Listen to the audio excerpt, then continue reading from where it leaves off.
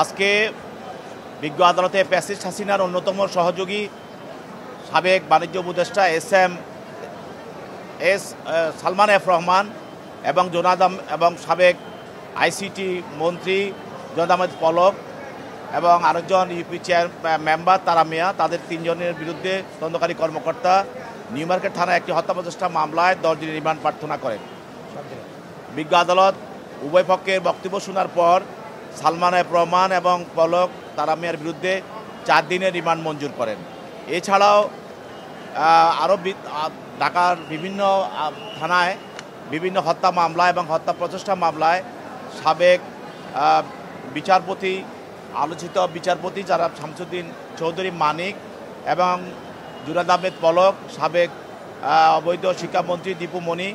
এবং সাবেক অবৈধ মন্ত্রী ফারুক খান এবং অবৈধ এমপি হাজী সেলিম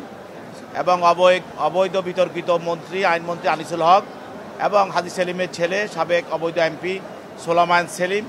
তাদেরকে বিভিন্ন হত্যা এবং হত্যা প্রচেষ্টা মামলায় বিজ্ঞ আদালতে তদন্তকারী কর্মকর্তা বিভিন্ন মামলায় তাদের ঘটনার সঙ্গে এজাহারনামী আসামি হওয়ার কারণে জড়িত থাকার কারণে তাদেরকে সৌন অ্যারেস্ট করার প্রার্থনা করেন। বিজ্ঞ আদালত তাদেরকে বিভিন্ন মামলার গুরুত্ব অনুধাবন করে এবং তদন্তকারী কর্মকর্তার দরখাস্ত পরিপ্রেক্ষিতে তাদেরকে এইসব মামলায় তাদেরকে গ্রেপ্তার দেখানো হয় এবং পরবর্তীতে তাদেরকে জেল হাজতে প্রেরণ করেন। শুধুমাত্র সালমান এফ রহমান এবং জোনাদ আহমেদ পলক ও তারা মিয়াকে